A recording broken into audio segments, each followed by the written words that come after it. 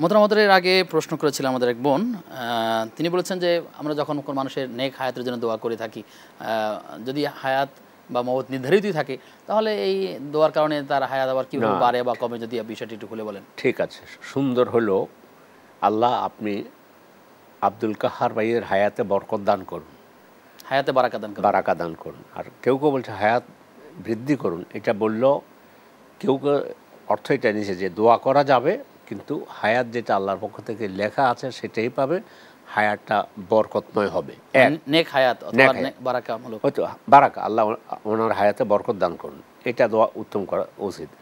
আবার আল্লাহর এলেমে আছে কিছু কিছু কাজের কারণে আল্লাহ রব্বুল আলামিন হায়াতে বৃদ্ধি করেন, ঠিক আছে, যেটা হায়াত লেখা তাকদির হয়ে গেছে, সেটা আবার আবার আল্লাহর এলেমে আছে যে এই ব্যক্তি পিতামাতার খেদমত করবে, সেই হিসাবে পিতামাতার খেদমত করার জন্য তাকে আল্লাহ তাআলা হায়াত বৃদ্ধি করতে পারেন, এটাও আছে।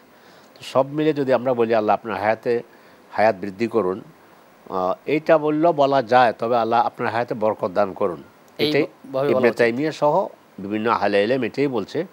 বরকত বলতে অথবা হায়াতে বৃদ্ধি হতে কেউ কেউ বলেছেন হাদিস দ্বারা প্রমাণিত যে আল্লাহ বান্দার হায়াত তাকদিরের পরও বৃদ্ধি করতে পারেন কিছু কিছু আমলের কারণে। তো সেই বৃদ্ধি বলতে আবার কেউ বলছে যে না, যেটা আল্লাহর পক্ষ থেকে তাকদির লেখা হয়ে গিয়েছে ওটাই ঠিক পাবে।